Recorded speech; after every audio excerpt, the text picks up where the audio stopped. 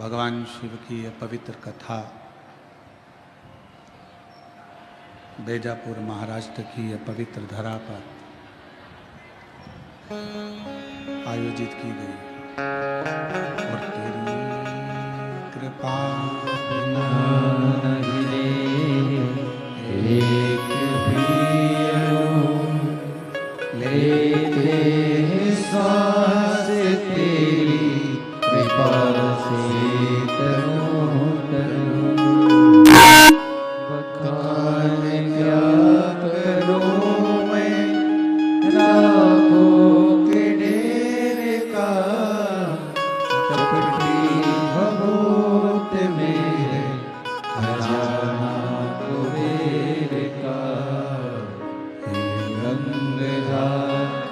मुक्ति द्वार ओमकार तू भोले ओमकार तू आयो शरण तिहारी शंभु तार तार तू।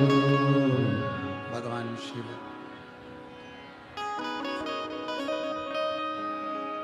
जो संपूर्ण सृष्टि के पालन करता भी हैं, रचेता भी हैं और संहार करता भी है।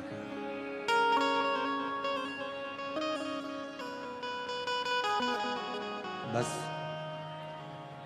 एक विश्वास के साथ, एक भरोसे के साथ, एक दृढ़ता के साथ शिव को भजने का प्रयास करिए। शंकर भगवान को अपने भीतर उतारने का प्रयास करिए।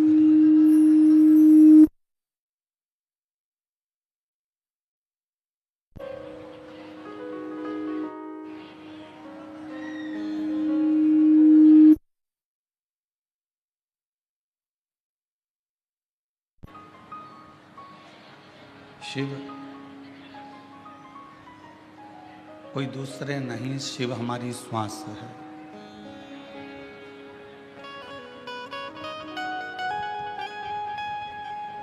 हमारे भीतर का एक विश्वास, हमारे भीतर का एक भरोसा शिव।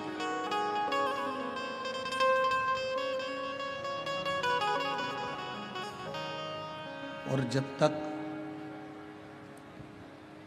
हमारा विश्वास पूर्ण नहीं हो जाता तब तक भगवान शंकर का दर्शन या भगवान शिव का गुणगान हमारे भीतर प्रवेश नहीं कर पाता है।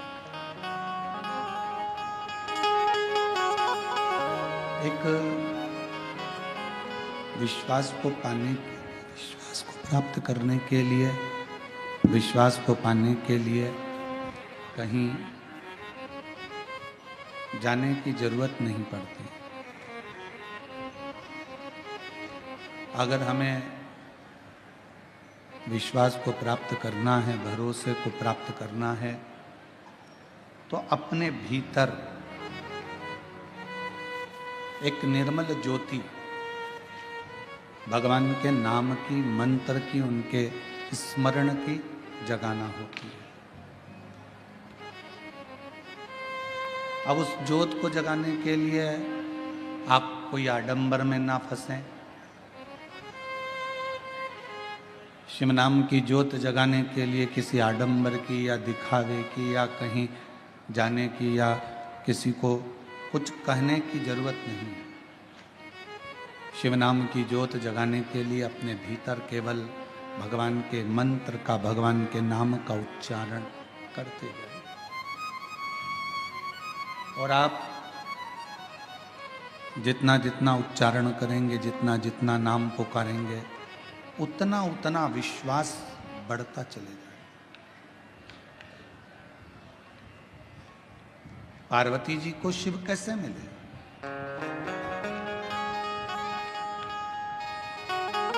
माँ जगत जननी जगदम्बा अम्बा माता पार्वती जी को भगवान शंकर की प्राप्ति हुई कैसे?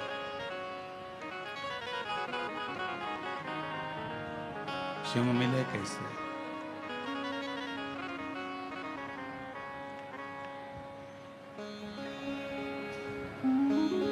माँ जगत जननी अम्बा जगदम्बा जगतधात्री दुर्गा भवानी ने अपने भीतर विश्वास को प्रकट किया।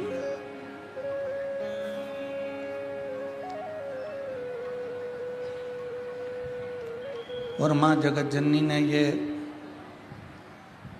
अपने भीतर ये विश्वास प्रकट कर लिया कि मुझे शिव की अर्धांगिनी बनना है, भगवान शंकर की संगनी बनना है।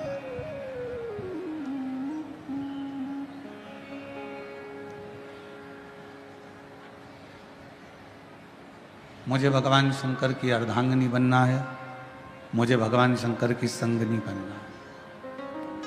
अब संगनी बनने के लिए या अर्धांगिनी बनने के लिए जिसकी अर्धांगिनी बनने के लिए पार्वती जी जा रही हैं, जिसके साथ में विवाह करने के लिए पार्वती जी आतुर हैं, पहले उनके विषय में थोड़ा सा जानना पड़ेगा पार्वती।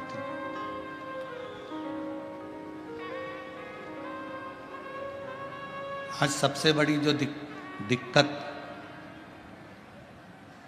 विवाह शादी में जो परेशानियां आ रही है, वो विवाह शादी की परेशानी सबसे बड़ी यही है।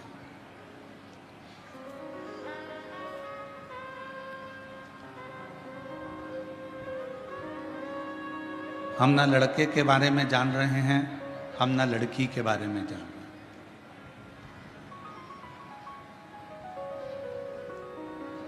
जब विवाह हो जाता है, विवाह होने के बाद फिर पता चलता है कि लड़का कैसा है या लड़की कैसी है।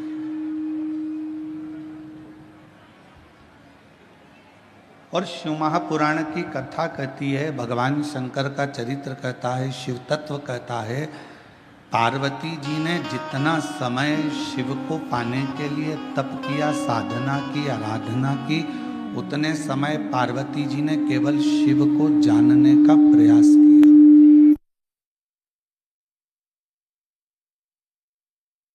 उतना समय केवल पार्वती जी ने भगवान शंकर को जानने का प्रयास किया, शिव को पहचानने का प्रयास किया। क्योंकि विवाह होने के बाद में अगर आप लड़के के बारे में कहीं से खबर उठा रहे हो कि वो लड़का ऐसा है या लड़का वैसा है, या लड़का ऐसा या लड़की ऐसी या लड़का वैसा, तो वो श्रेष्ठता नहीं, फिर उसकी कोई महत्वता या उसकी कोई मूलता नहीं है।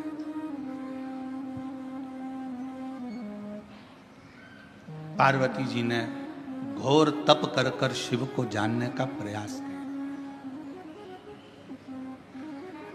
अब आप आज के जमाने में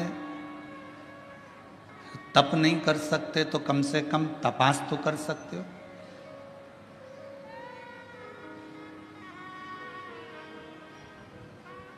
थोड़ा उसके बारे में जान तो सकते हो।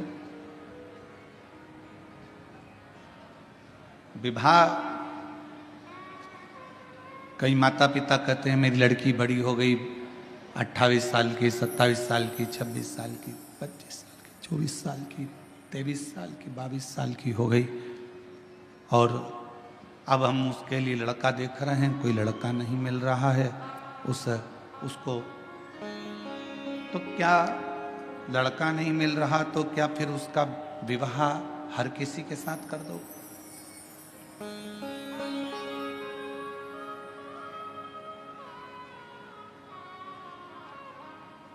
यही की यही लड़के के साथ में भी है।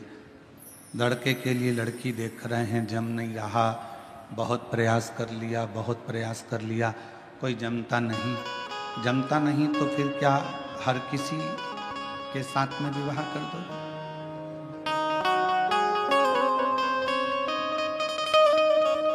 थोड़ा समझो,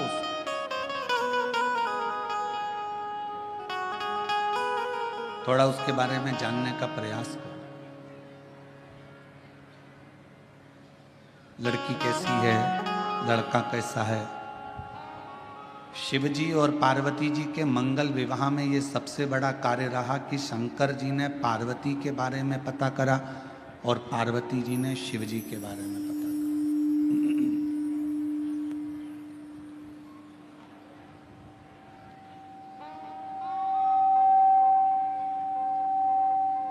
सप्त ऋषियों को भेजा गया,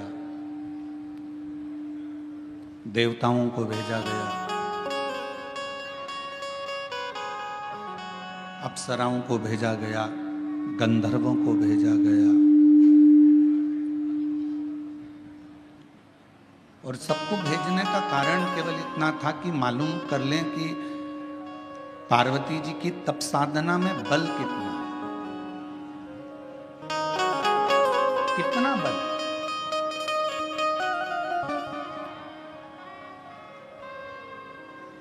कई लोग कहते हैं गुरुजी हमने एक बार पशुपति व्रत कर लिया, हमने 2 बार पशुपति व्रत कर लिया, हमने 3 बार पशुपति व्रत कर लिया।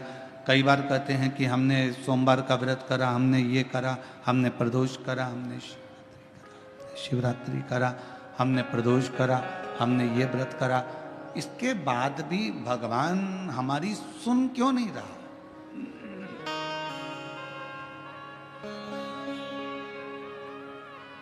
आप आए नहीं और सुबह हो गई, मेरी पूजा की थाली धरी की धरी रह गई। आप रात बताते नहीं कि आने में क्यों देरी हो गई, कारण क्या है?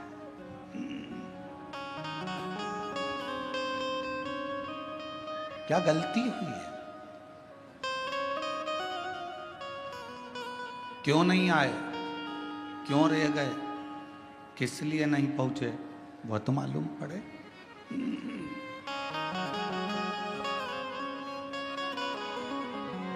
उसका तो स्मरण रहे कम से कम। पशुपति व्रत करने के बाद भी आपका अगर कार्य नहीं हुआ, प्रदोष करने के बाद भी कार्य नहीं हुआ, रोज 1 लोटा जल शिव जी को समर्पित कर रहे हो तो कार्य नहीं हुआ, तो ये थोड़ा समझना पड़ेगा, थोड़ा जानना पड़ेगा कारण क्या।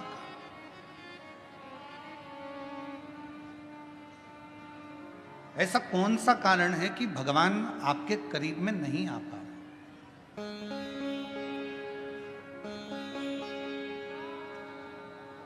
मतलब हमारी परीक्षा हमारा शिव अपने करीब में लाने के लिए बहुत ले रहा, बहुत, और होगा। मैंने तेरे ही भरोसे बाबा, तेरे ही भरोसे हवा विच उड़ती जावांगी, बाबा डोर तो छड़ी ना मैं कटी जावांगी। भोले मैं तेरी पतन शंभो, मैं तेरी पतन हवा विच उड़ती जावांगी, बाबा डोर हर तो छड़ी ना मैं कटी जावांगी। भोले मैं तेरी पतन शंभो, मैं तेरी पतन। हमारी परीक्षा हो रही है, उस परीक्षा में एक ना एक दिन पास जरूर हो। लगे रहना शिव की भक्ति में, भजन में, स्मरण में, नाम कीर्तन में, मंत्र जाप में लगे, छोड़ना नहीं। भगवान का नाम, भगवान का मंत्र जाप, भगवान का स्मरण छोड़ना नहीं।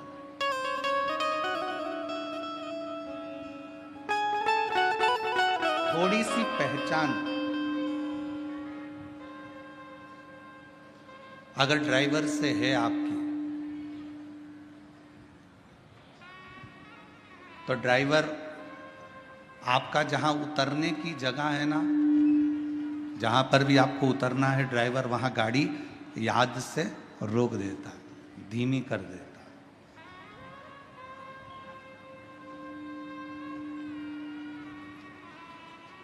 यदि थोड़ी सी भी पहचान आपकी ड्राइवर से है तो ड्राइवर गाड़ी को थोड़ा धीमा कर देगा। थोड़ी सी पहचान यदि आपकी बैंक में है तो वहाँ आपको लाइन में खड़े होने की ज़रूरत नहीं है, पहुँचते से ही स्लिप दीजिए, बैंक का मैनेजर बैंक में कार्य करने वाला व्यक्ति आपका कार्य तुरंत कर दे। थोड़ी सी पहचान ड्राइवर से है तो गाड़ी रुक जाती है, बस रुक जाती है, और थोड़ी सी पहचान बैंक में है तो आपको लाइन में खड़े होने की जरूरत नहीं पड़ती। थोड़ी सी पहचान आपकी विद्युत विभाग में है तो वहाँ भी आपको घंटों खड़े होने की जरूरत नहीं है। थोड़ी सी पहचान आपकी अगर किसी मंत्री से है तो आपको उसके दरवाजे पर खड़े होने की जरूरत नहीं है। और थोड़ी सी पहचान आपकी किसी अधिकारी से है तो आपके कार्य के लिए आपको खड़े रहने की जरूरत नहीं है। उसी तरह यदि थोड़ी सी पहचान मेरे देव अधिदेव महादेव से है तो तुम्हारे दुख में तुम्हें बहुत देर पड़े रहने की जरूरत नहीं। फिर तुम्हारे दुख में, तुम्हारी तकलीफ में, तुम्हारे कष्ट में वो सम्मुखता नहीं।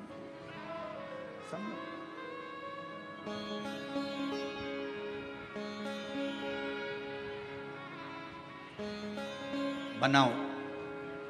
ड्राइवर से पहचान बनाई तो ड्राइवर ने बस को रोक दिया। कई बार हमने तो ये भी देखा है कि अगर रेल के ड्राइवर से भी पहचान अच्छी हो जाती है तो वो ट्रेन भी धीमी कर देता। 1-2 मिनट के लिए, 2-4 सेकंड के लिए ट्रेन तुम्हारे लिए ज्यादा रोक देता है। अरे अपनी पहचान वाली चढ़ रही है, बेचारी धीमी धीमी चढ़ती है। छत्रपति संभाजी नगर में ट्रेन अगर आएगी तो मैं तुम्हारे लिए थोड़ा धीमा कर दूंगा, 1-2 सेकंड आप थोड़ा उतर लेना, चढ़ लेना, ऐसा कर।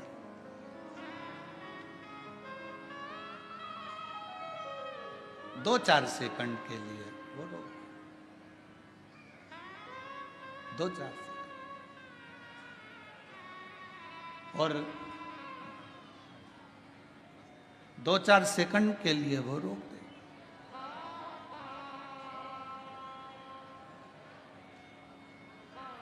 अब जरा विचार करिएगा कि थोड़ी सी पहचान ड्राइवर से हो गई तो थोड़ा ट्रेन भी रुकी, गाड़ी भी रुकी, बस भी रुकी।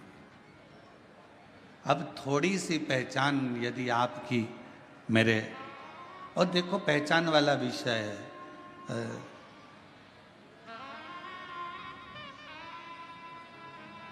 कई माताओं ने तो अपने रिश्तेदार को फोन लगाया होगा,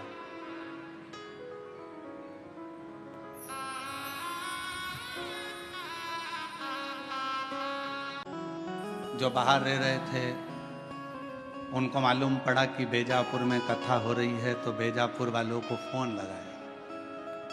आप में से कई लोगों ने लगाया होगा रिश्तेदारों को। क्यों? वो विशाल संचेती जी से पहचान है क्या तुम्हारी? पूछा क्यों?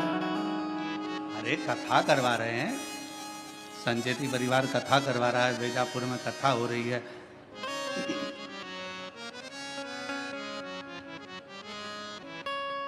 है थोड़ी बहुत पहचान? और विशाल जी से नहीं हो तो जीवनलाल जी से है क्या भैया पहचान? जरा पता करो। उनसे ना हो तो उनके यहाँ पर श्री रविंद्र कुमार जी से पहचान हो, वहां पता करो। उनके परिवार में कोई पहचान हो तो वहां मालूम करो। और इससे अपनी पहचान निकाली गई। क्यों निकाली गई? कि अगर पहचान मिल जाएगी तो थोड़ा आगे बढ़ने, आगे बैठने की व्यवस्था हो जाएगी। पहचान ढूंढी कि आगे बैठने के लिए विशाल संचेती को ढूंढो, उनके परिवार के लोगों को ढूंढो, आगे बैठने की व्यवस्था मिल जाएगी। बस ऊपर भी यही काम होना है। क्यों भैया? तू मुझे जानता नहीं है, मेरी शंकर भगवान से पहचान है, आगे बैठने की व्यवस्था मेरी।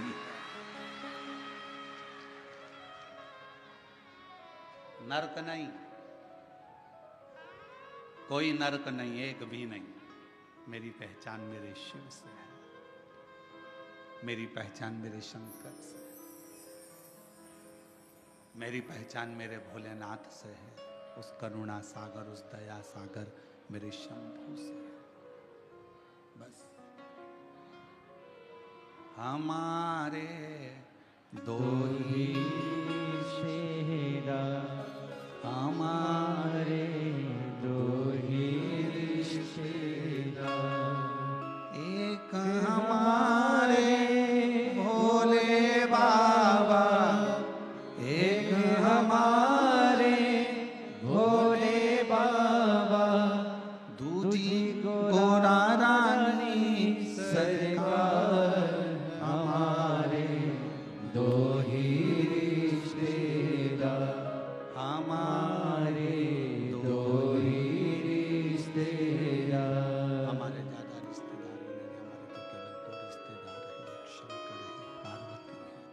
उसके सिवाय हमारा कोई नहीं, शिव और पार्वती के सिवा कोई नहीं, केवल शिव, शंकर और पार्वती।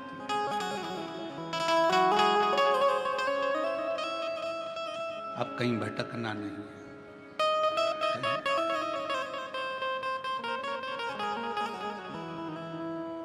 कहा, किसी ने पूछा, गुरुजी बड़ी तकलीफ होती है, बड़ा दुख होता है, शरीर में रोग होता है, कष्ट होता है, तो हमें क्या करना चाहिए? हमने कहा कि जितनी जितनी शरीर में रोग बढ़ता चले जाए उतना श्री शिवाय नमस्तुभ्यम मंत्र का जाप बढ़ाते चलो।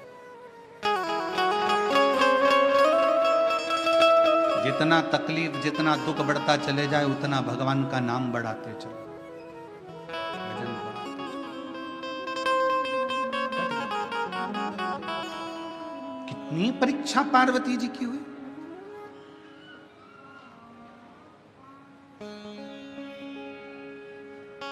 और संसार में अगर जन्म लिया है, मृत्यु लोक में आए हो, ये जगत में अगर जन्मे हो, संसार सागर में अगर आपका हमारा जन्म हुआ है, तो हर पल परीक्षा देना ही पड़ेगा। पहले आप कुछ नहीं करते हो तो दुनिया तुमको निठल्ला कहेगी। आपने अगर कोई काम करना चालू करा तो दुनिया के लोग आप पर हंसेंगे। इसके बस का है? इसके पिताजी ने करा कभी जो ये करेगा? पहले काम नहीं करोगे, लोग निठल्ला समझेंगे, ताना देंगे, गाली देंगे, अपशब्द कहेंगे। फिर आप काम करना चालू करेंगे तो लोग आपको फिर कहना प्रारंभ करेंगे कि हंसेंगे। इसके बस का है? हंसेंगे लोग। और जब आप किसी काम को करते करते करते करते उन्नति की सीढ़ी पर चढ़ जाओगे, खूब ऊपर की ओर बढ़ जाओगे, तो फिर लोग जलन रखकर तुम्हारी टांग खींचना प्रारंभ करेंगे, अपशब्द कहना प्रारंभ करेंगे।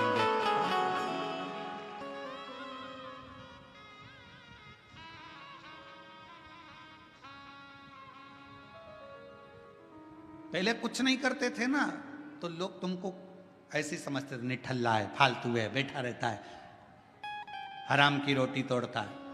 काम करना चालू करा तो लोग कहेंगे बताओ ये करेगा, इतनी सारी दुकानें डली है, उनकी नहीं चल रही तो इसकी क्या खाक चलेगी? इतने सारे लोग कंपटीशन एग्जाम में बैठे हैं, इसकी क्या नौकरी खाक लगेगी?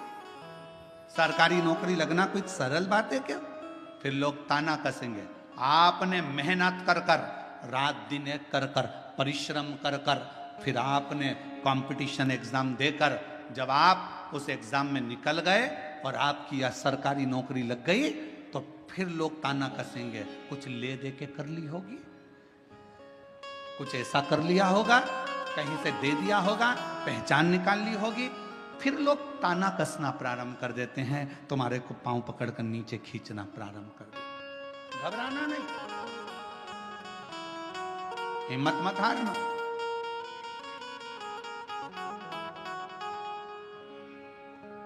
हिम्मत ना, हम तो बाबा के भरोसे चलते हैं, हम तो बाबा के भरोसे चलते हैं। ये दुनिया वाले जलते हैं, ये दुनिया वाले जलते हैं। हम तो बाबा के भरोसे चलते हैं, डमरू वाले के भरोसे चलते हैं। आप थोड़ी सी मेहनत ज़्यादा करोगे, आगे बढ़ोगे, उन्नति की सीढ़ी पर चढ़ोगे, अग्रण्य होते चले जाओगे, बढ़ते चले जाओगे, लोग तुमको पांव खींचकर नीचे करना प्रारंभ कर। उस समय घबराना नहीं। जब मेहनत कर रहे थे, जब कोई था क्या तुम्हारे साथ में? जम के बोलो। अकेले संसार में आए हो, माँ के गर्भ से भी अगर जन्म होगा 2 बच्चों का, तो पहले एक का जन्म होगा, फिर दूसरे का होगा। अकेले संसार में आए, अकेले ही मेहनत करना है और आखिरी में भी अकेले ही रह जाना है और अकेले ही उन्नति की सीढ़ी पर चढ़ते चले जाना है। आगे चढ़ते चले जाना अकेले। और कोई आएगा नहीं आएगा, कोई तुम्हारा साथ देगा नहीं देगा, कोई तुम्हारे साथ खड़ा होगा नहीं खड़ा होगा, पर तुम्हारे साथ एक तुमने जो भला करा है, किसी भूखे को भोजन कराया, प्यासे को पानी पिलाया, किसी के लिए तुमने अच्छा किया, वो तुम्हारा किया गया श्रेष्ठ कर्म तुम्हारे सामने आकर खड़ा हो जाए।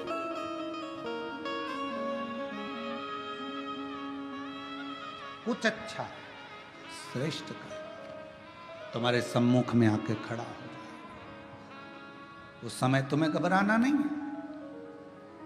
एक शिव महापुराण की, बेलपत्र शिव पुराण की एक बड़ी सुंदर कथा आती है।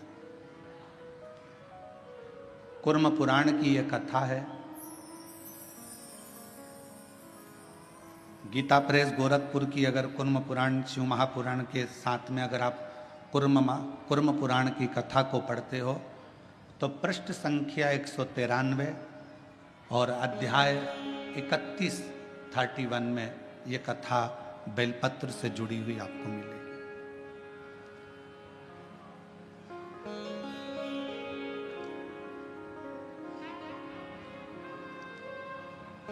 एक कथा आती है,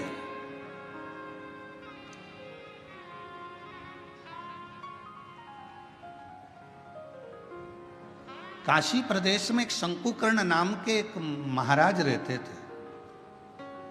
हमने उनको महाराज कहा।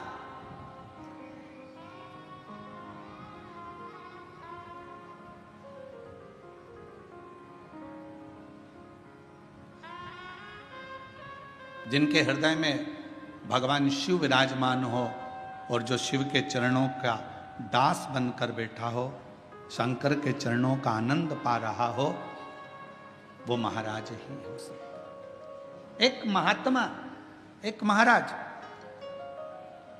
एक बाबा, शंकुकर्ण नाम उनका था, काशी में रहते थे। शिव जी की भक्ति करना, भजन करना, मंत्र जाप करना, नाम स्मरण करना, पूजन करना, अर्चना करना, बस उसी में लगे रहते।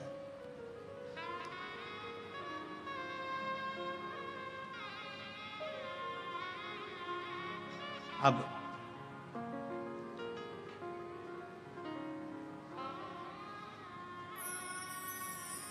ये कथा कुर्म पुराण की भी है, ये कथा स्कंद पुराण के काशी खंड की भी है, और ये कथा शिव महापुराण की भी है, और ये कथा लिंग पुराण की भी है। 4 पुराण में से लेकर इस कथा को बांटा जा रहा है। अगर कुर्म पुराण में पढ़ोगे तो गीता प्रेस गोरखपुर की 193 नंबर पेज पर इसको पढ़ सकते हो। स्कंद पुराण को पढ़ोगे तो काशी खंड में पढ़ सकते हो। लिंग पुराण को पढ़ेंगे तो भगवान शिव के लिंगों का वर्णन में इसको पढ़ सकते हो।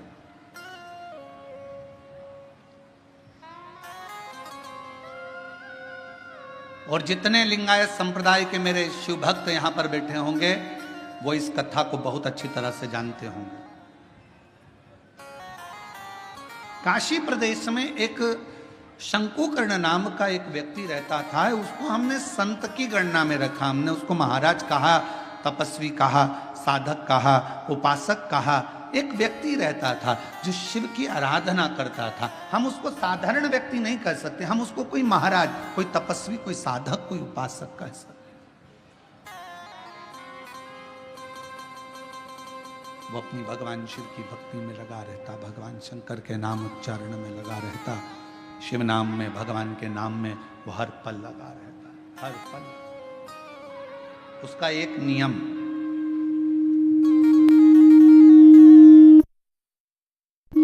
बड़ा प्रबल था, उसका एक नियम बड़ा प्रबल था।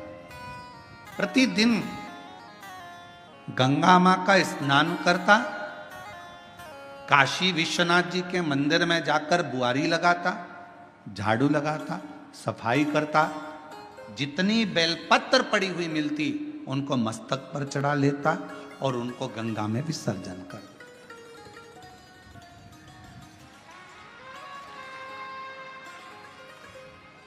आप सभी को मालूम होगा, सीहोर की विठलेश सेवा समिति द्वारा एक अभियान चलाया गया था, निर्माल्य विसर्जन रथ। यहां पर भी चला था, छत्रपति संभाजी नगर में भी चला।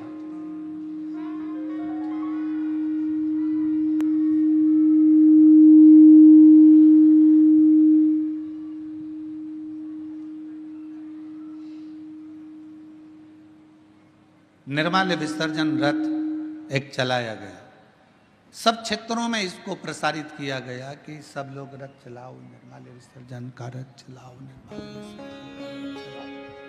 सब क्षेत्रों में सभी लोगों ने मिलकर निर्माल्य विसर्जन के रथ को चलाया।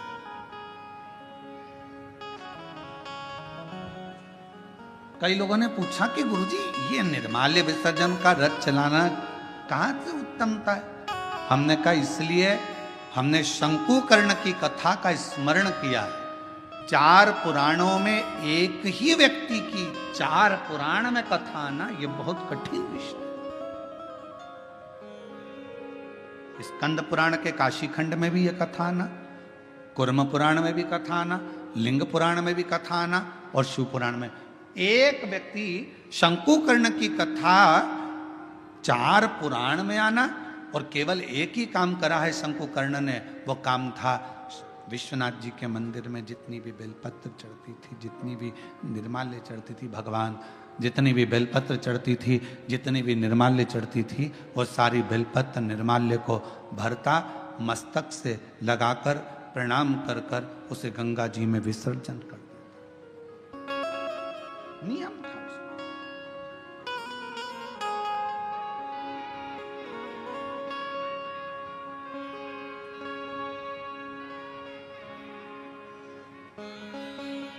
आपसे भी निवेदन है, सुबह सुबह शिव जी के मंदिर जाते हो आप लोग, 1 लोटा जल चढ़ाने के लिए जाते हो, शंकर जी के मंदिर में जो निर्माल्य पड़ा रहता है, इधर उधर अगर कोई फूल पत्ती बेलपत्र सामग्री पड़ी रहती है, उसको उठाकर एक और जब रखो तो उसको प्रणाम करा करो। क्यों? किस लिए? शंकुकर्ण की कथा कहती है, निर्माल्य को उठाकर जो मस्तक से लगाकर प्रणाम कर कर विसर्जन में रखता है, विसर्जन की ओर रखता है, उसके अंदर एक ऐसा बल उत्पन्न हो जाता है कि मात्र वो किसी पर अपनी दृष्टि भी डाल देता है तो प्रेत जीवों का भी उद्धार हो जाता है। वो निर्माल्य में, विसर्जन करी हुई निर्माल्य में इतना बल उत्पन्न होता है महाराज।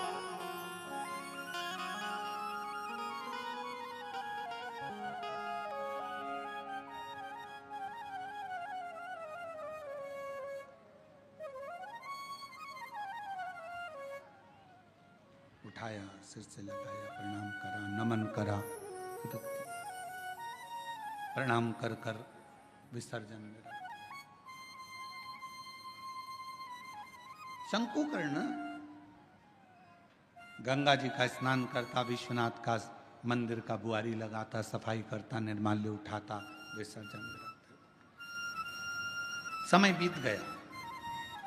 एक बार शंकुकर्ण गंगा जी का स्नान कर कर निर्माल्य विसर्जन कर कर आ रहा था तो क्या देखता है कि एक दुबला पतला सा, जिसकी केवल हड्डियां हैं, कहीं कहीं पर उसके मांस है और शरीर के नेत्र बड़े विशाल हैं, दांत बहुत बाहर निकले हुए हैं, बड़े बड़े कान है, शीश बहुत बड़ा है। उसको देखकर आश्चर्य हुआ उसे, ये कौन है, ये है कौन? उसको बड़ा आश्चर्य। शंकुकर्ण ने थोड़ी देर तक उसको देखा, बेलपत्र शिव महापुराण की कथा बेजापुर में चल रही है। पूरा विश्व, केवल भारत देश ही नहीं विदेश के लोग भी इस शिव महापुराण की कथा का बहुत समय से इंतजार कर रहे थे कि एक बार बेलपत्र शिव पुराण सुनने को मिले, और वो कथा बेजापुर वालों को मिली है। बहुत ध्यान से सुनना इस कथा का, एक एक कथा के क्रम को श्रवण करिएगा जरा। बेजापुर की जो कथा चल रही है बेलपत्र, ये कोई साधारण कथा नहीं।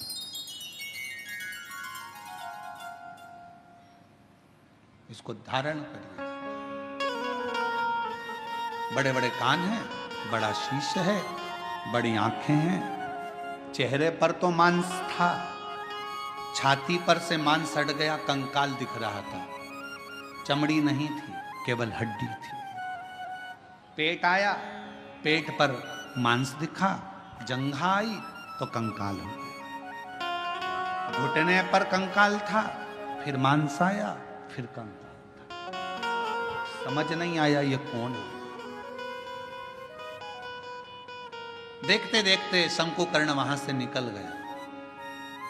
थोड़ी दूर चलने पर शंकुकर्ण ने क्या देखा कि पीछे पीछे एक, जिस व्यक्ति को मैंने देखा था, जिस पिशाच को मैंने देखा था, जिस भूत को मैंने देखा था, जिस पिशाच को मैंने देखा था, वो पिशाच पीछे पीछे चल रहा, वो भूत पीछे पीछे।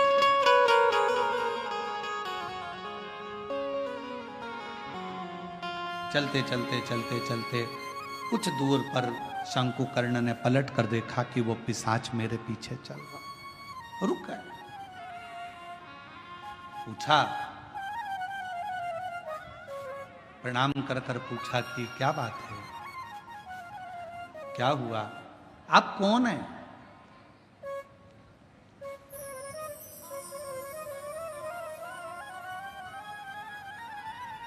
कहां के रहने वाले हो, कहां से आए हो? मैं आपको पहचानता नहीं हूं। आप कौन हैं? आधा शरीर आपका मांस है, आधे शरीर में कंकाल है, आधे शरीर में मांस है।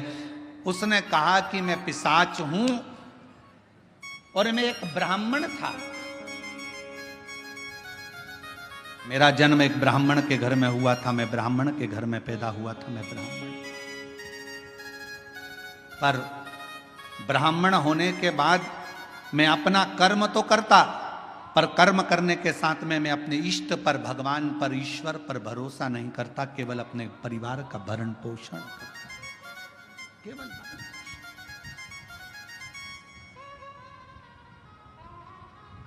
थोड़ा सावधानी रखना। कथा में कई लोग इस कथा को श्रवण कर रहे होंगे तो थोड़ा स्मरण करिएगा इस कथा। मैं ब्राह्मण कुल में जन्मा हूं, ब्राह्मण कुल में मेरा जन्म हुआ, पर मैं अपने कर्म पर ध्यान ना देते हुए परिवार के भरण पोषण के लिए कमाता तो था, परिवार के लिए लाता भी था, पर मैं भगवान पर भरोसा नहीं करता था, विश्वास नहीं था, मैं करता कर्म वही।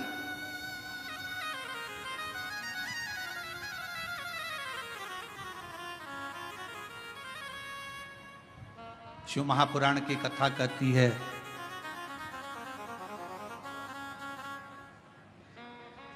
वो कौन सा ब्राह्मण होता है जिस ब्राह्मण के जीवन में कभी दुख नहीं आता? कौन सा ब्राह्मण? तो कहा ब्राह्मण वो श्रेष्ठ है जो भगवान की पूजन करने के लिए यजमान के घर पर तो गया है, पूजन भी कर रहा है, यजमान के दरवाजे पर जाकर, यजमान के घर पर जाकर या मंदिर, देवालय, शिवालय में भगवान की आराधना कर रहा है, और साथ में गणेश की वंदना करी, गणेश का स्मरण करा, माँ गौरा की पूजन करी, पंच लोकपाल की पूजन करी, षोडश मातृका की पूजन करी, नवग्रह देवता की पूजन करी, भद्रमंडल की पूजन करी, पितृमंडल की पूजन करी, सारे देवताओं की पूजन कर रहा है।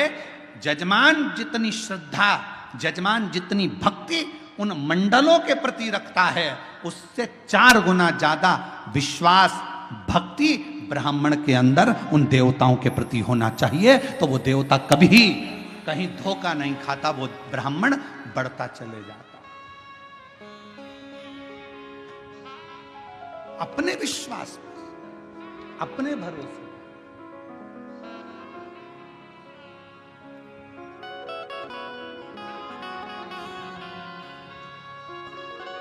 अभी एक वीडियो बीच में हमने कहा भी था, कथा में उसका वर्णन भी किया था कि एक लड़की लड़ रही थी किसी से, और लड़ते लड़ते उस छोटी सी लड़की ने, मैं डरती वरती नहीं हूं, मेरा भरोसा है मेरे महाकाल पर, मेरा भरोसा है मेरे महादेव पर। वो बच्ची कहती है, उसको देखकर ना जाने कितनी बच्चियों को विश्वास प्राप्त हो गया होगा कि उस लड़की ने ये शब्द, उस बच्ची ने इस शब्द कहा। एक पत्र में बात कही है, मेरा नाम सुवर्णा दीपक सरसोरे, मुकाम पोस्ट सायखेड़ा, तहसील निफाड, जिला नासिक से आए हूं। मेरा मोबाइल नंबर ये है। मेरा बेटा 7 साल से पुलिस की नौकरी की तैयारी कर रहा था। कहीं बैठे हो तो बेलपत्र लेने के लिए आ सकते। 7 साल से पुलिस की नौकरी की तैयारी कर रहा था, पर उसका नहीं हुआ। हर बार हिम्मत हार जाता। आखिरी में उससे कहा कि तू मेहनत 4 गुना कर, शिव पर विश्वास कर, 1 लोटा जल चढ़ाना प्रारंभ कर, शिव महापुराण की कथा सुन। मालेगांव नासिक की कथा मेरे बेटे ने जाकर सुनी और विश्वास के साथ गया।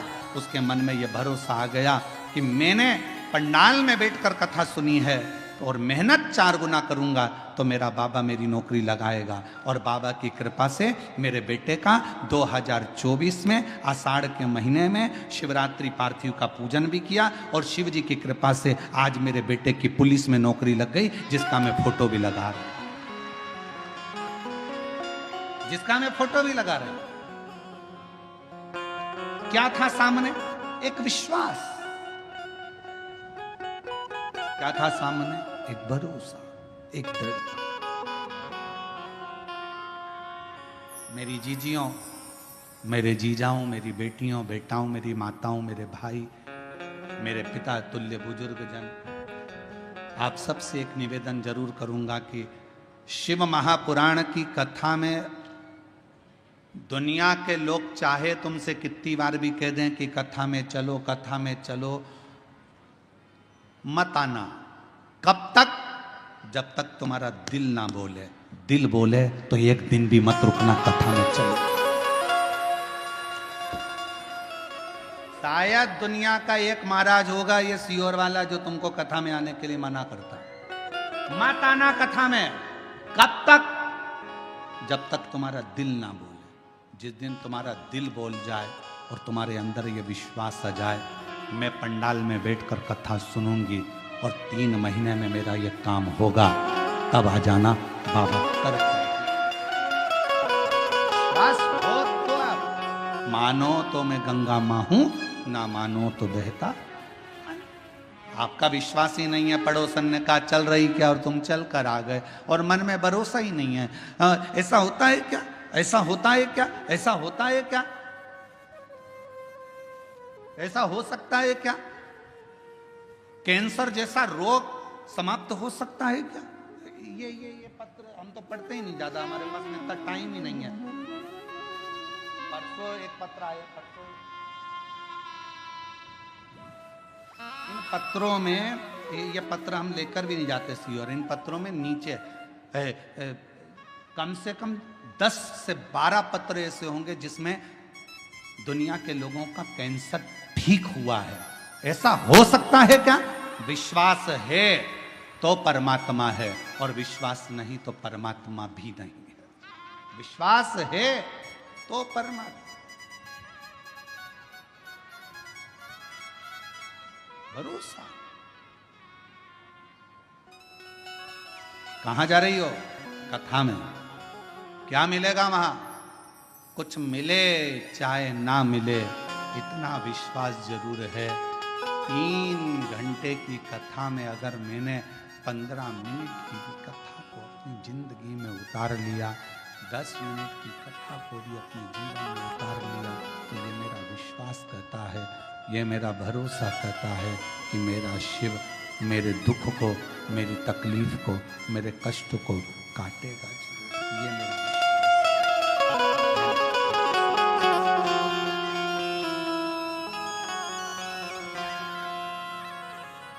मैंने तेरे ही भरोसे बाबा, तेरे ही भरोसे हवा बिच उड़ती जावांगी बाबा, डोर है तो छड़ी में मैं कटी जावांगी भोले मैं तेरी पतंग। ये मेरा विश्वास करता है कि मेरा शिव मेरे साथ है, मेरा शंकर।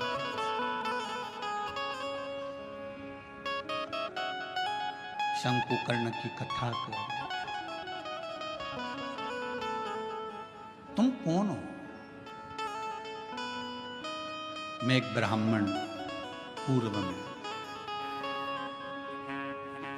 ब्राह्मण थे तो फिर ये पिशाच योनि में क्या कर रहे हैं? ये भूत की योनि, ये पिशाच की योनि क्यों? किस लिए? कहा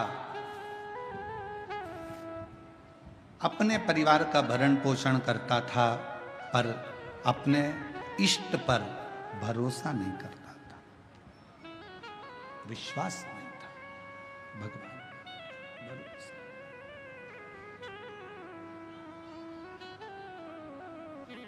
फिर तुम्हारा इष्ट पर भरोसा नहीं था, परिवार का भरण पोषण करते थे, तो क्या तुम्हें इतनी सी बात के पीछे तुम्हें पिशाच की योनि मिल गई? तुम भूत की योनि प्राप्त कर लिए? इतनी सी बात नहीं।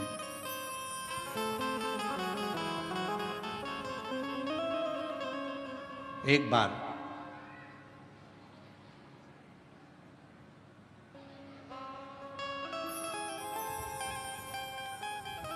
मैं एक देव स्थान पर दर्शन के लिए गया, अपनी अर्धांगिनी को लेकर, बच्चों को लेकर। अर्धांगिनी और बच्चों ने जिद करी तो मैं उनको लेकर एक देव स्थान पहुंचा। और उस देव स्थान पर पहुंचने के बाद वहां पर मुझे प्रसाद दिया गया। उसी प्रसाद में रखकर एक बेलपत्र मुझे दी गई।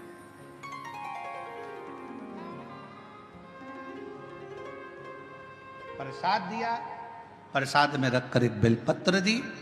मैंने अपने पत्नी और बच्चों के साथ बैठकर प्रसाद तो खा लिया, पर बेलपत्र को उठाकर मैंने भूमि पर फेंक दिया और मैंने कई अपशब्द अपने मुख से कहे। आखिरी में वो बेलपत्र मैंने अपने पाँव से रोंद दी, उसको पाँव से खूब दबा दिया, मसल दिया।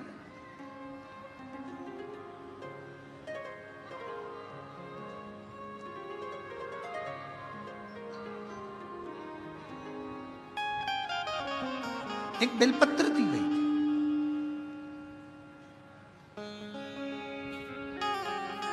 शिव महापुराण की कथा में प्रसाद वितरण नहीं होता।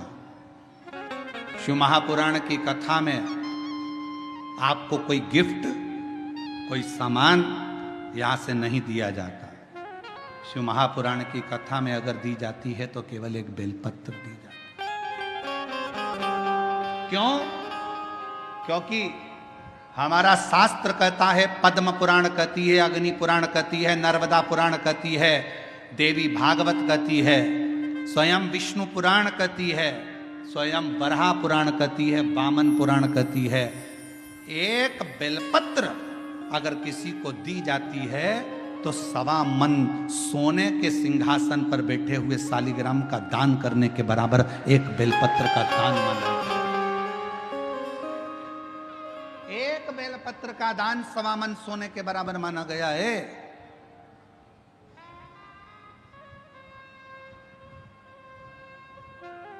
मेरा अंदाजा नहीं रहा। बेलपत्र को मैंने पटक दिया, प्रसाद को हम लोगों ने पा लिया, प्रसाद पाया।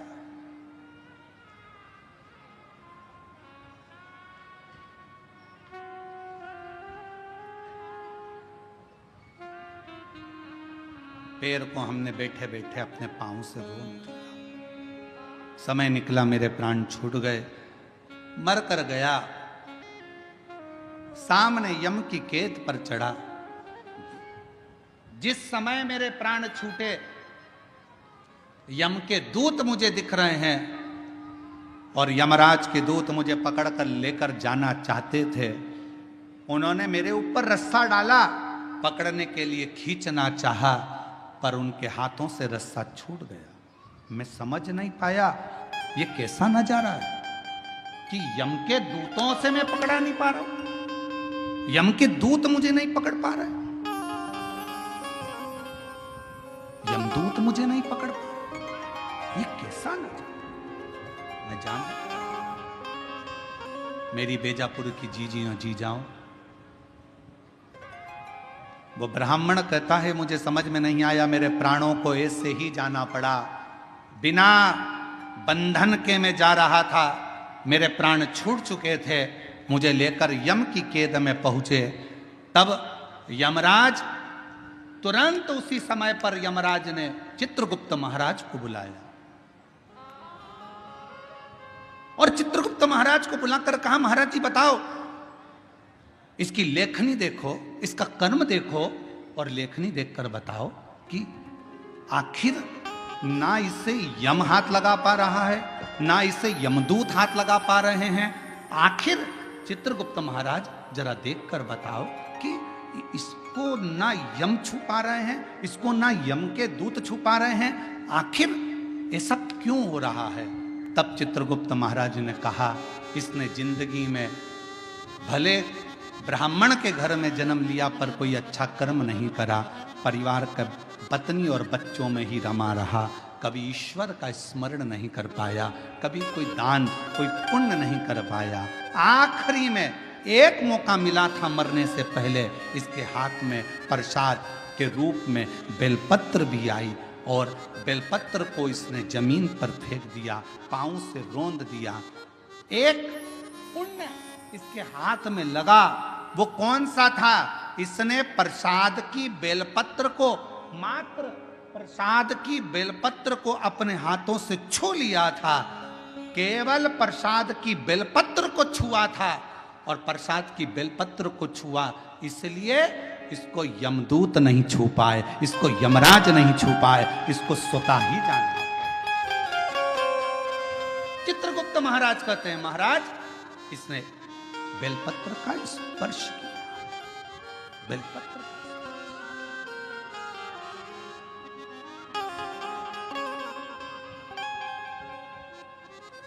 कहा, चित्रगुप्त महाराज इसके पापों की गणना करी जाए, पापों की गणना करी, पुण्य की गणना तो केवल बेलपत्र का स्पर्श। घोर पाप कौन सा करा, तो का एक पाप घोर करा कि बेलपत्री को जमीन पर पटक कर उसे पांव से रोनता रहा। बेलपत्री का कुछ हिस्सा तो अच्छा दिखा, कुछ हिस्सा बेकार हो गया। तो यमदूत ने कहा, यमराज ने कहा, धर्मराज कहते हैं काम करो, इसको भी नरक मत भेजो, ना बैकुंठ भेजो, इसको पिशाच की योनि देकर पृथ्वी पर भेज दिया जाए। पिशाच बने, भूत बने और पिशाच बनकर भटकता रहे। वो पिशाच कहता है कि मैं पूर्व का ब्राह्मण था, पिशाच की योनि में पड़ गया हूं, तुम मेरे पीछे क्यों आ रहे हो, बस मेरे ऊपर कोई ऐसी कृपा कर दो, ऐसी कृपा कर दो कि मेरी मुक्ति हो जाए। एक बेलपत्र का, शिव महापुराण की कथा कहती है, भगवान शंकर की कथा कहती है, हजारों अश्वमेध यज्ञ का फल यदि प्राप्त करना है तो जिंदगी में एक बार एक बेलपत्र का पौधा जरूर कहीं पर लगाओ, 1000 अश्वमेध यज्ञ का फल मिलेगा। सर्वतोमुखी यज्ञ का फल प्राप्त करना है तो कहीं पर बेलपत्र का वृक्ष लगा हो तो वहां रोज 1 लोटा जल चढ़ाना प्रारंभ करो, सर्वतोमुखी यज्ञ का फल प्राप्त हो। और यदि सर्वतोमुखी यज्ञ का फल प्राप्त, 1 लोटा जल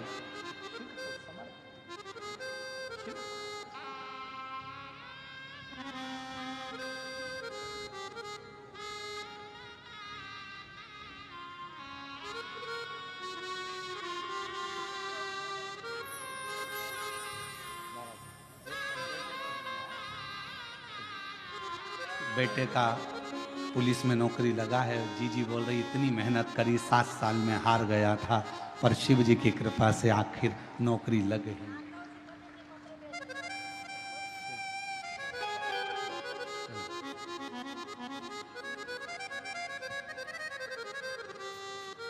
अश्वमेध यज्ञ का फल चाहिए, 1000 अश्वमेध यज्ञ का फल प्राप्त होता है एक बेलपत्र का वृक्ष लगाने पर।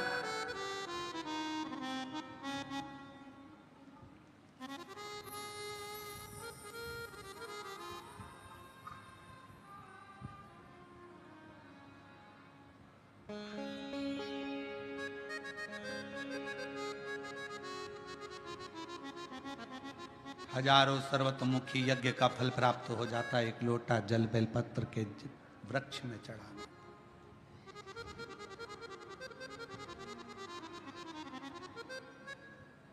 और शिव पुराण की कथा कहती है, हजारों विष्णु यज्ञ, सोम यज्ञ, हजारों रुद्र यज्ञ, हजारों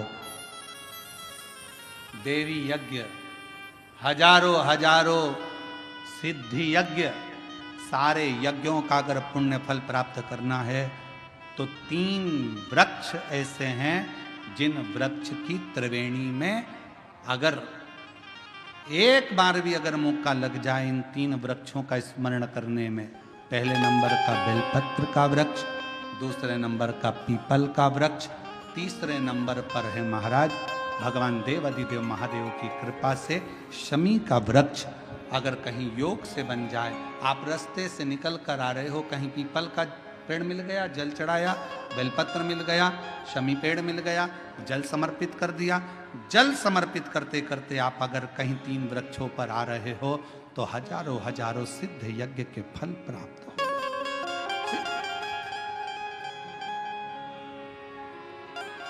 और यदि ये सब नहीं कर सको तो एक बेलपत्र के वृक्ष की सेवा जरूर।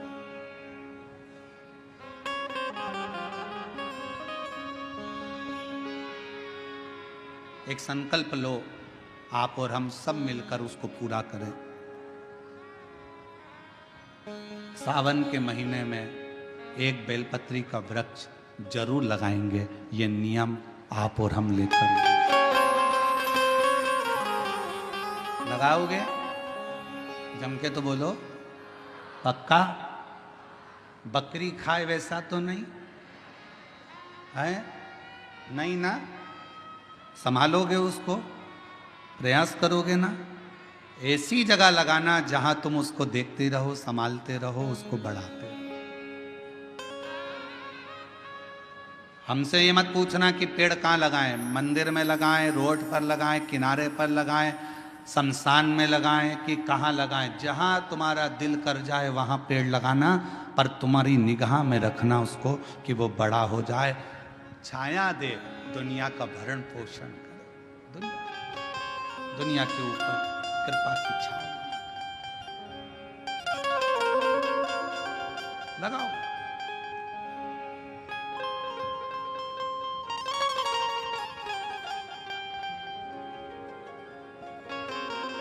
शंकुकर्ण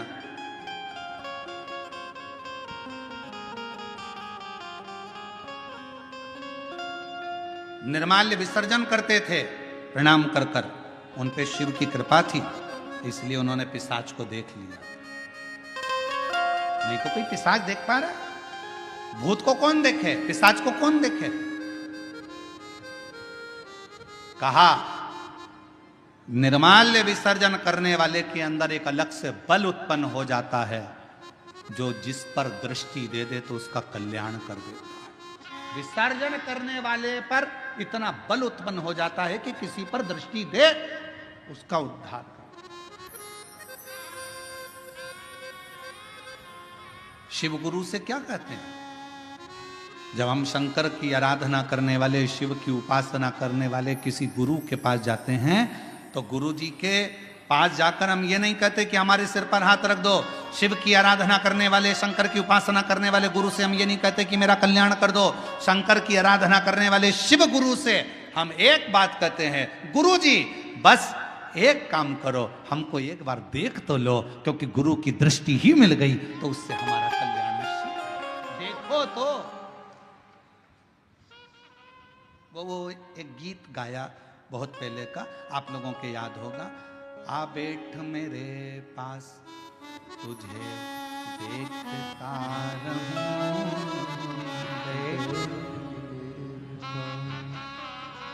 ना तुम कुछ मैं कुछ कहूं, बैठ मेरे पास तुझे देखती रहूं। शिव कथा कर रही है अपने गुरु के सम्मुख में, शिव गुरु की साक्षी में। कोई शंकर की आराधना करने वाला, शिव की उपासना करने वाला, शंकर का स्मरण करने वाला, शंकर का मंत्र जाप करने वाला, कोई सतगुरु तुमको मिल जाए, बस इतना कह देना, गुरुदेव एक बार बस देख लो, उतने में हमारा कल्याण है। आपकी दृष्टि पड़ गई, ये निश्चित है कि मेरा कल्याण हो।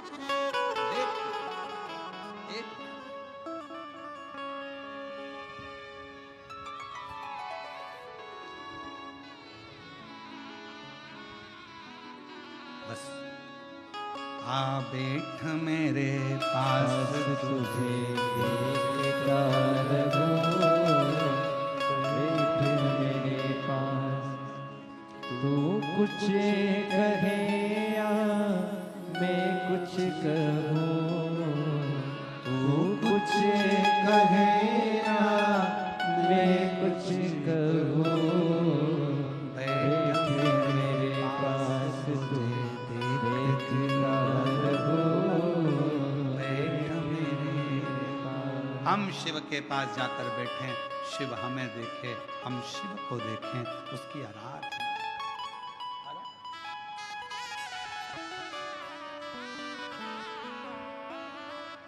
शिव की भक्ति।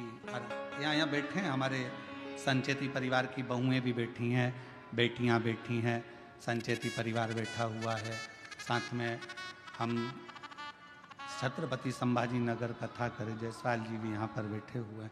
आप इनसे और भी जहाँ जहाँ हमने कथा करी है वो सब अगर कहीं बैठे होंगे तो उनसे पूछना। हम 4 दिन तक किसी से नहीं मिलते, हमारा भजन भला, भक्ति करो, भजन करो, अपने ठाकुर जी की सेवा, शिव जी का अभिषेक, आराधना, हमारा जो मंत्र जाप है, हम 4 दिन उसमें इतने लगे रहते हैं, इतने लगे रहते हैं कि हम किसी से नहीं मिलते। आप पूछना संचेती परिवार से, क्या इनसे मिलने हम नीचे कभी आए हों? इनके कक्ष से भी हम नीचे उतर कर नहीं आते, हम जहाँ अपना भजन, अपना मंत्र जाप, अपना स्मरण, बस। और जहाँ हमने छत्रपति संभाजी नगर में विधायक महोदय कथा करवाए थे, उनके भी पुत्र बैठे हुए हैं, ऋषिकेश जायसवाल। आप इनसे भी पूछना, हम इन्हीं के घर में रुके थे, पर हम कमरे से बाहर नहीं निकलते थे, हमारा भजन निकलते हैं। वही बात है ना, आ बैठ मेरे पास तुझे देखता रहूं, बैठ मेरे अपना भजन का बल बढ़ाओ, अपने भजन का आनंद बढ़ाओ। निर्माल्य विसर्जन करने वाले शंकुकर्ण को एक दृष्टि भगवान ने दे दी थी, एक बल दे दिया था कि तुम्हारे सामने कोई भी आए, सम्मुख में कोई भी आए, उसको तुम देख सकते हो और उसका उद्धार कर सकते हो। ये शंकुकर्ण के अंदर एक अलग से बल शिव की कृपा से प्राप्त हो गया था। शिव की कृपा से, शंकर भगवान की कृपा से। पिशाच को देख लिया, पूछा, कहा मैं ब्राह्मण था, मैंने गलती कर दी, बेलपत्र को मैंने जमीन पर फेंककर उसको पांव से रोंदा, इसलिए मुझे पिशाच की योनि मिली। इस योनि से मैं छूटूं कैसे?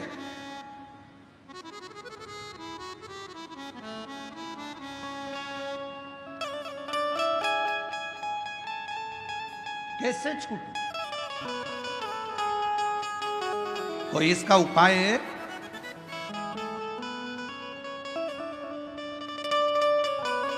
दुनिया के लोग कहते हैं सियोर वाला महाराज उपाय बहुत बताता।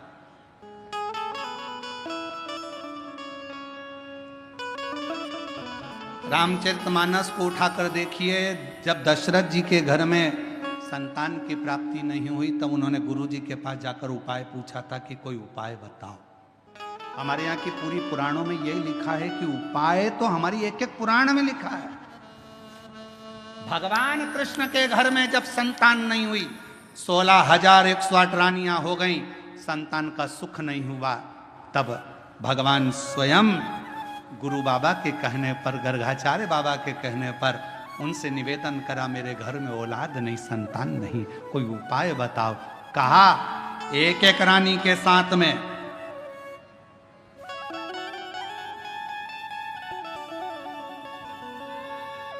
11-11 दिन तक बैठकर शिव का अभिषेक करो, तब संतान 1,77,186 भगवान कृष्ण के बच्चे हुए।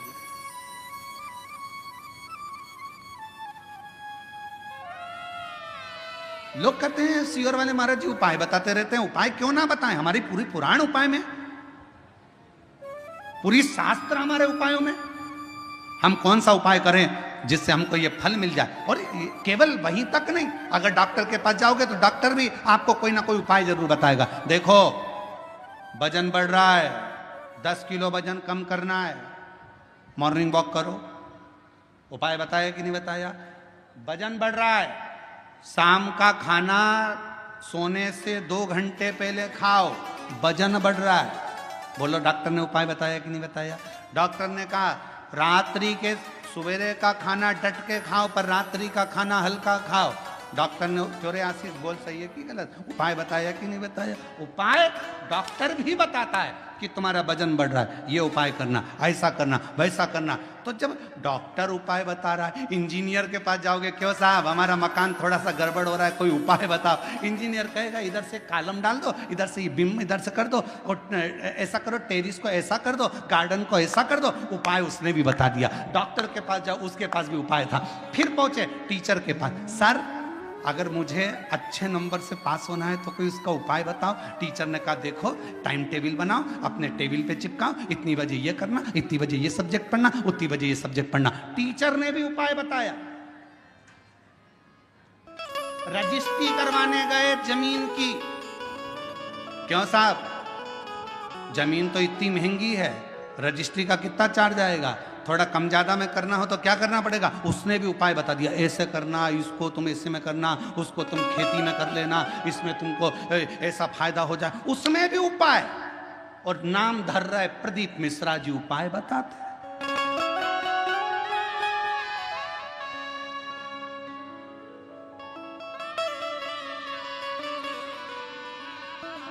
सब दूर उपाय।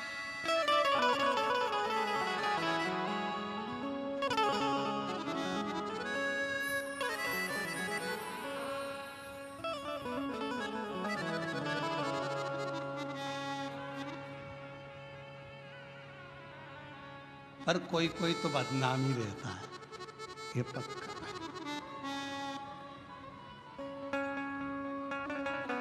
वो एक गीत याद आ गया, वही है नाम वाला जो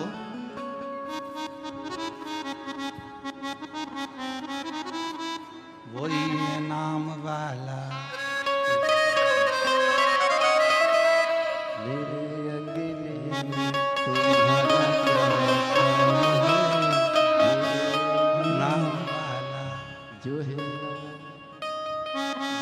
में, वही नाम वाला। अब स्मरण ठीक है, शिव भक्ति है, भगवान का भजन है, दृष्टि दी है शंकुकर्ण को। शंकुकर्ण ने पिशाच को पहचान लिया तो कहा अब मैं क्या बताऊं तुमको कि तुम्हारा मुक्ति का उपाय कौन सा है? क्या उपाय बताऊं? और शिव पुराण कहती है, कुर्म पुराण कहती है, स्कंद पुराण का काशी खंड कहता है, स्वयं लिंग पुराण कहती है, उपाय बताया गया। शंकुकर्ण ने कहा मैं तुमको एक उपाय बताता हूं, सुनो। इस काशी की भूमि पर शंकर भगवान का एक गण रोज आता है। शिव जी का एक गण है जिसका नाम है कपर्दी। शिव का गण।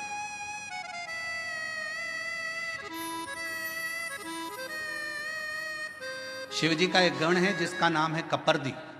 नाम बोलो, कपर्दी। सब बोलो जरा, कपर। शिव जी का है।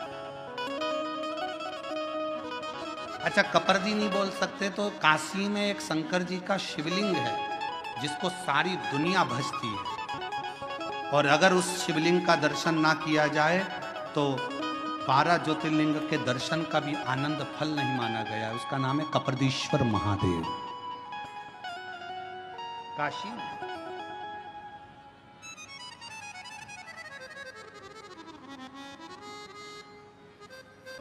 पिशाच मोचन कुंड के पास में कपर्दीश्वर महादेव विराजे। कौन कौन ने दर्शन किए हैं? कभी आप लोग काशी गए होंगे, करें आप लोगों ने दर्शन? प्रणाम, आपको बहुत बहुत नमन है। अगर आप लोगों ने कपर्दीश्वर महादेव पिशाच कुंड के, पिशाच मोचन जो कुंड है काशी में, बस उसी के तट पर विराजमान है मेरे कपर्दीश्वर महादेव।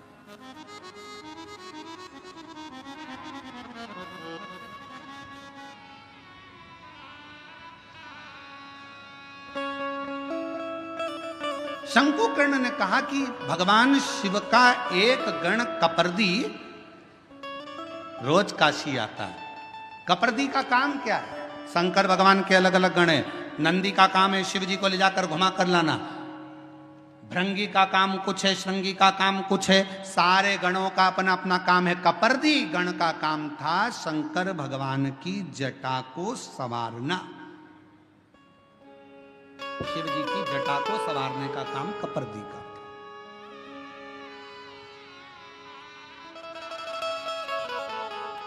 बोल कपर्दीश्वर महादेव की हर हर महादेव। बोल बम का नारा है श्री शिवाय। आवाज नहीं आई, जम के बोलो जरा, श्री शिवाय। कपर्दी शिव जी की जटा का श्रृंगार करने वाला शंकर जी का एक गण है कपर्दी। जैसे तुम्हारे यहाँ मोहल्ले में ब्यूटी पार्लर वाली रहती है ना,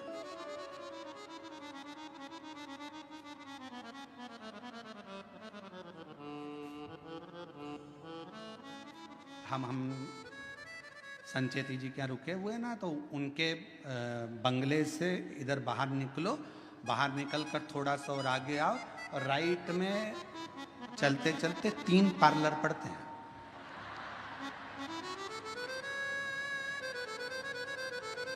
बाहर निकलोगे ना कॉलोनी से और इधर बाहर आए, बाहर आने के बाद राइट में कहोगे तो हम कल उसका नाम लिखलाएंगे तीनों पार्लरों का।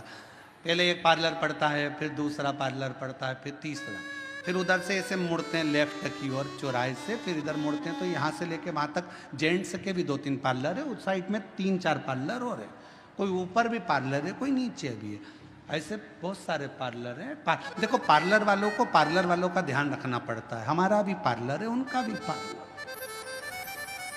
उनके पार्लर में बाहर का श्रृंगार होता है और हमारे पार्लर में अंदर का श्रृंगार होता है। बसंत उस पार्लर में जो तैयार होते हैं उसको देखकर पति रीझ जाता है, और इस पार्लर में जो तैयार होते हैं उसको देखकर महादेव रीझ जाता है। अंतर केवल इसलिए पार्लर वालों से थोड़ी पहचान बढ़ाना पड़ती है। तो हमारे तो हमने देखा कि 2-3 पार्लर बने हुए हैं, बड़े बड़े।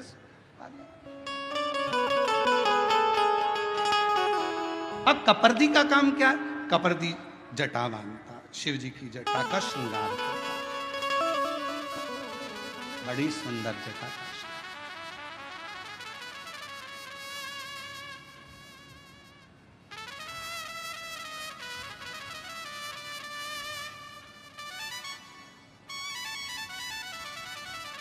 कपर्दी का काम जटा बांधने का, बड़ी सुंदर जटा।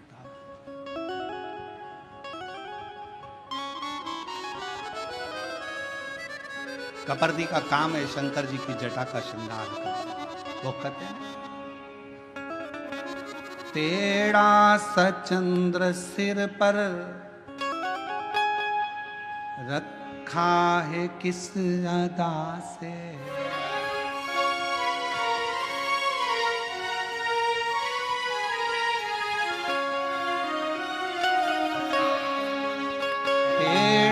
सा चंद्र सिर पर रखा है किस अदा से, करुणा बरस रही है करुणा भरी निगाह से, बिन मोल बिक गई।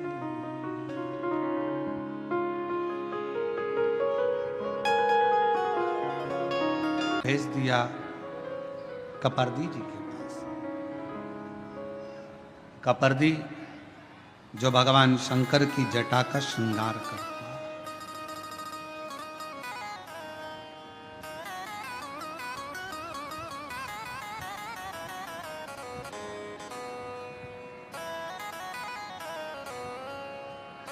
शंकुकर्ण ने कहा कि प्रतिदिन शिव जी के गण कपर्दी यहां आते हैं, और यदि तुम पिशाच योनि में मुझे देख सकते हो तो यह मेरा विश्वास करता है कि काशी में आने वाले कपर्दी को तुम देख सकते हो। तुम देख लोगे, यह पक्का। एक शिव भक्त को पहचान जाता है, उसको पहचानने में देरी नहीं लगेगी। ठीक है, कहाँ मिलेंगे कपर्दी जी? बस इसी काशी में रोज भ्रमण करने आते हैं, शिव जी का श्रृंगार करते हैं और चले जाते। जैसे ही सुना, उस पिशाच ने ढूंढता रहा कपर्दी जी को। एक दिन कपर्दी गण निकल कर जा रहा था और उस पिशाच की दृष्टि पड़ी।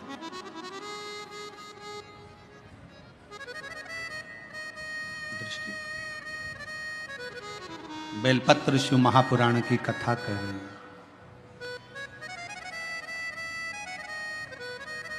पीछे पीछे वो पिशाच जाने लगा, और पीछे पीछे जाता जाता कपर्दी जी ने एकदम पलट कर देखा तो पूछा, तुम कौन हो जो मेरे पीछे आ रहे हो? कौन हो तुम जो मेरे पीछे आ रहे हो? कहा कि मैं एक ब्राह्मण हूं, पूर्व में मैं ब्राह्मण था, एक बेलपत्र का मैंने अपमान कर दिया, उस अपमान के कारणवश मेरी पिशाच की योनि पड़ गई और मैं भटक रहा हूं, मेरे उद्धार नहीं हो रहा। आप मेरे उद्धार का कोई कारण, कोई उपाय बताओ।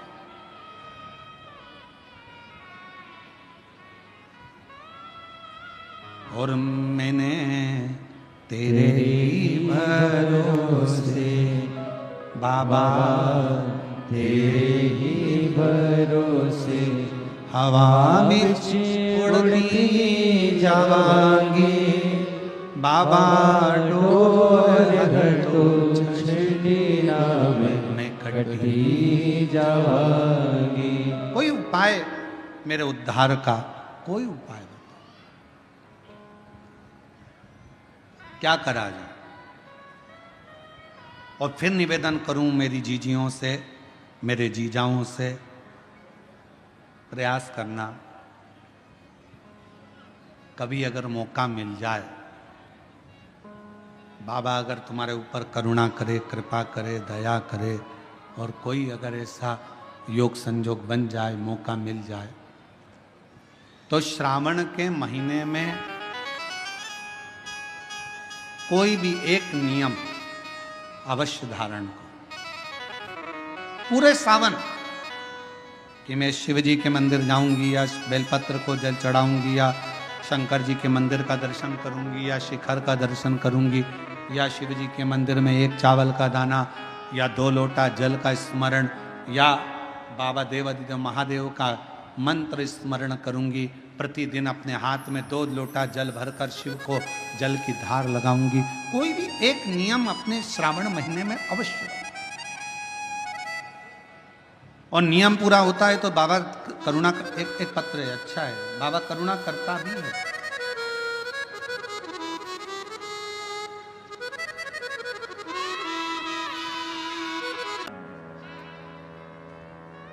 तुझे मेरे पास में किसने भेजा? कपर्दी ने कहा, एक शंकुकर्ण नाम के एक संत से मिलना हुआ महाराज से। उनने कहा कि तू एक काम कर, शिवजी के गण है कपर्दी जो शिवजी की जटा बांधते हैं, वो आएंगे, रोज आते हैं, तू उनसे मिल।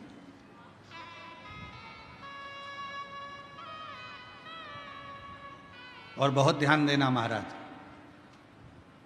शंकर भगवान से मिलाने वाला कोई शंकर का भक्त ही होता है। शिव का भक्त पहले शिव के भक्त के पास भेजेगा, फिर वो भक्त फिर शिव के पास तक भेजेगा।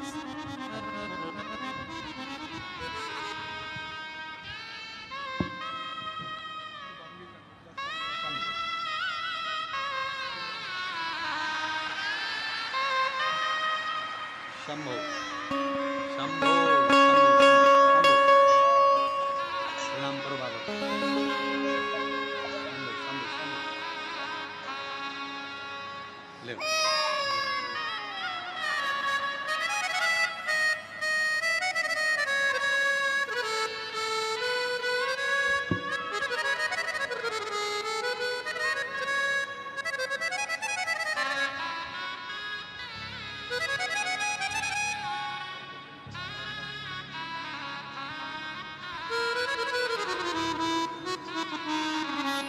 जिस पर भी हो गई तेरी कृपा करुणा हो, भवे पार हुआ, भवे पार हुआ।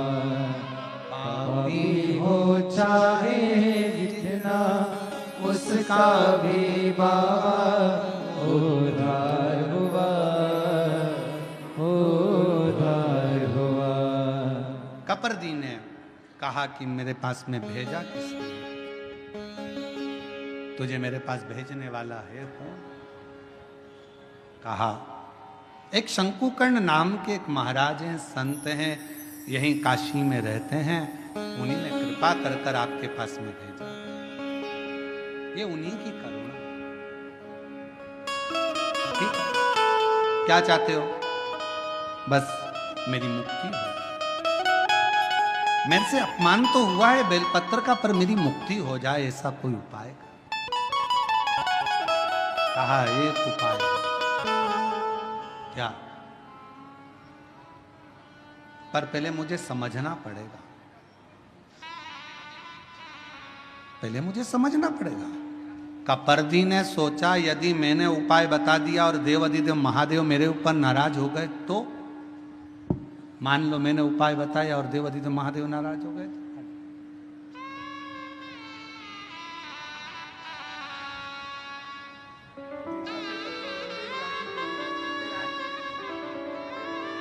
इन्हीं की आंखें दोनों चली गई थी और बाबा की कृपा से दोनों आंखें वापिस आई। शिव कृपा।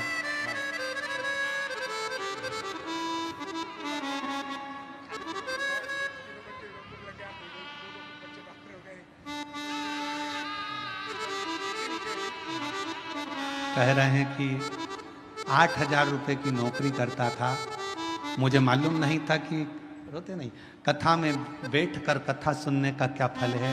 3 मंजिल की बाबा ने बिल्डिंग बना दी, 2 बेटों की नौकरी लग गई, एक बेटा डॉक्टर हो गया और शिव जी की कृपा से आंखें भी वापिस आ गई। ये शिव की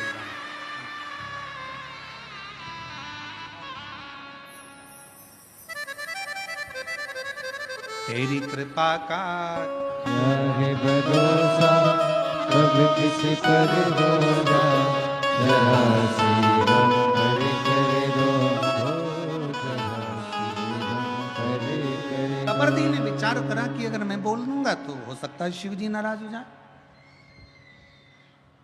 कपर्दी चले गया, इसको कुछ जवाब नहीं दिया। दूसरे दिन कपर्दी फिर आया और कपर्दी गण आकर जब भ्रमण कर रहे थे, इस पिशाच ने फिर देखकर प्रणाम किया, बाबा कुछ कृपा, कुछ करुणा।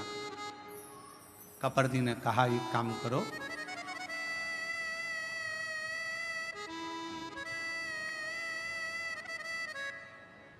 मैं एक शिवलिंग का निर्माण करता हूं,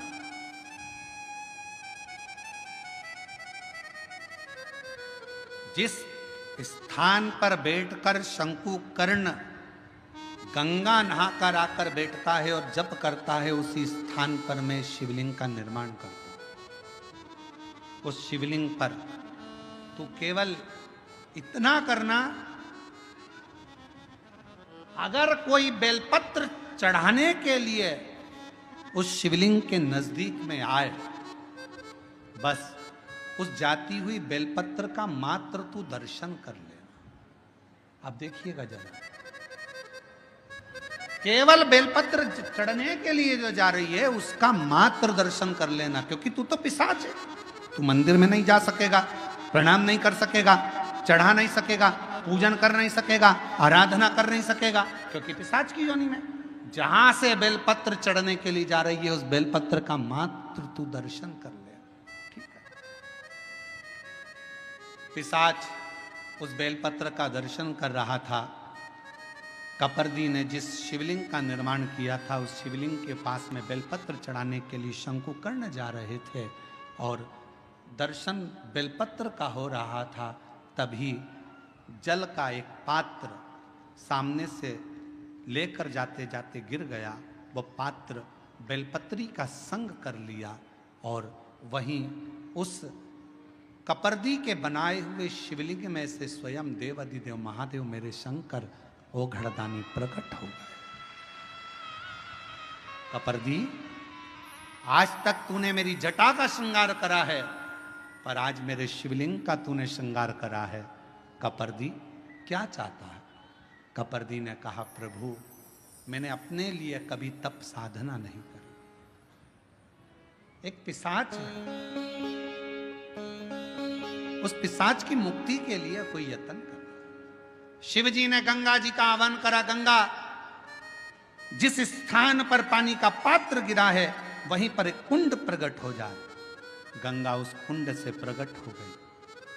शिव जी ने कहा कि कहो कपर्दी इस पिशाच से इस कुंड में स्नान करे। कपर्दी के कहने पर पिशाच ने कुंड का स्नान करा। सुंदर कानों में कुंडल आ गए, गले में रुद्राक्ष की माला आ गई। पिशाच की योनि से छूटकर देव योनि को प्राप्त होकर शिव के नंदी के साथ में कैलाश धाम चले। शिव जी ने कहा, सुनो कपर्दी, तुम्हारे द्वारा बने हुए इस शिवलिंग की साक्षी में ये सुंदर कुंड, जिसको स्कंद पुराण के अंदर काशी खंड में विमलोदक कुंड कहा गया है और संसार की भाषा में इसको पिशाच मोचन कुंड कहा गया है। इस कुंड का निर्माण मैंने करा है। ये कपर्दी, तुम्हारे द्वारा बना हुआ ये शिवलिंग कपर्दीश्वर महादेव के नाम से विख्यात होगा। जिसके जीवन में अगर थोड़ा सा भी कोई पाप जिंदगी में अगर किया होगा, कोई पाप कर्म में अगर ग्रसित होगा, उसके घर के, परिवार के, कुल के, गांव के अंतर्गत कोई पिशाच योनि में पड़ा होगा, अगर कपर्दीश्वर महादेव का काशी में आकर दर्शन कर लेगा और पिशाच मोचन कुंड का मात्र स्नान और दर्शन कर लेगा, उसके 71 पीढ़ी और उसके गांव में भी अगर कोई पिशाच योनि में होगा तो वो मुक्त हो जाए। बोल कपर्दीश्वर महादेव की जय। पिशाच मोचन कुंड, जिसको स्कंद पुराण के काशी खंड में भगवान शिव का विमलोदक कुंड कहा।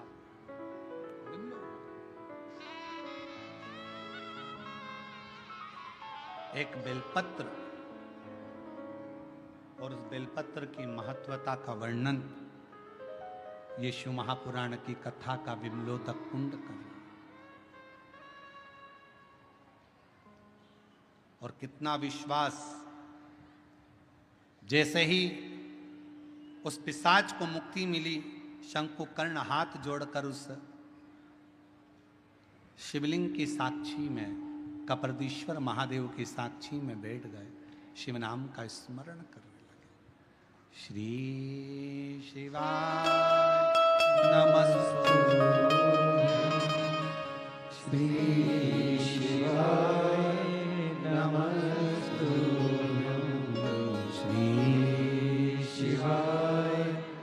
नमस्तुभ्यं श्री शिवाय नमस्तुभ्यं श्री शिवाय नमस्तुभ्यं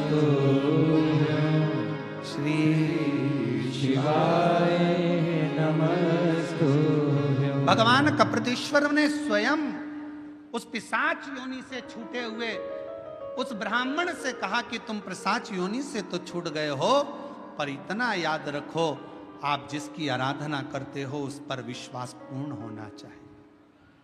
पूजन करने के लिए अगर कोई यजमान बैठा है, गणेश जी की पूजन कर रहा है, देवी की पूजन कर रहा है, आराधना कर रहा है, कोई संकल्प लेकर बैठा है, कोई तप साधना कर रहा है, यजमान कोई अनुष्ठान कर रहा है, यजमान का जितना भाव, यजमान का जितना विश्वास भगवान के प्रति हो, जिस देवता की पूजन हो रही है उस देवता के प्रति हो, उससे 4 गुना ज्यादा विश्वास पूजन कराने वाले ब्राह्मण का भगवान के प्रति होना चाहिए कि मैं जिसकी पूजन करा रहा हूं वो देवाधिदेव महादेव, वो भगवान श्री गणेश, वो भगवान देवाधिदेव महादेव, भगवान श्री गणेश, माँ अम्बा, जगदम्बा, पंचलोकपाल, 16 मातृका, 9 ग्रह, ये सारे जो मंडल बने हैं, ये ग्रह बने हैं, मेरा विश्वास कहता है कि ये मेरे देवता इस जजमान का कल्याण जरूर करेंगे। तो विश्वास जागृत हो,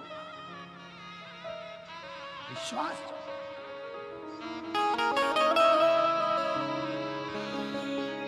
इस विश्वास की जागरूकता।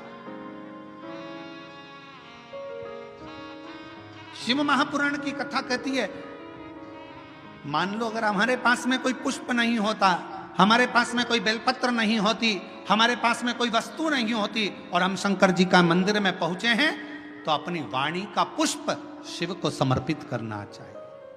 वाणी का पुष्प मतलब अपने मुख से पंचाक्षर मंत्र नमः शिवाय, षडाक्षर मंत्र ओम नमः शिवाय, या अपने मुख से श्री शिवाय नमस्तुभ्यम।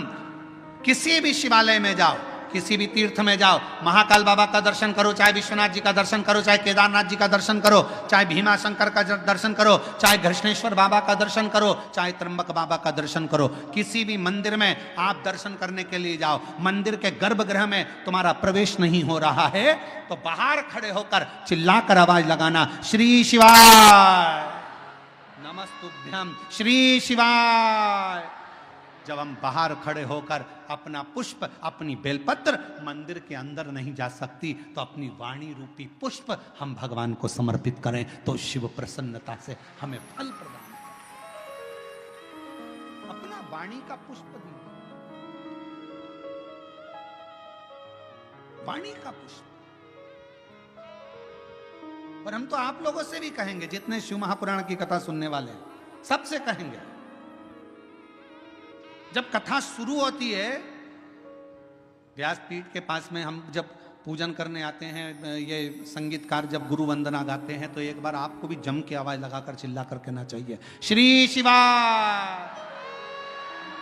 और जब कथा विराम होती है, कर्पूर विराम हो जाता है, हर हर महादेव हो जाता है, पुष्पांजलि हो जाती है, नमन कर कर जब उठने की तैयारी हो, तब फिर चिल्लाकर कह देना चाहिए, श्री शिवाय नमस्तुभ्यम। हमारी बेलपत्र पोथी तक पहुंचे चाहे नहीं पहुंचे, हमारा पुष्प पोथी तक पहुंचे चाहे ना पहुंचे, पर हमारी वाणी रूपी पुष्प पोथी तक पहुंचना चाहिए, हमारी वाणी का पुष्प शिव तक पहुंचना चाहिए। कितना सुंदर लिखा है। माउली संत ज्ञानेश्वर माउली जी के यहाँ जो कथा हुई, इसमें कहा था,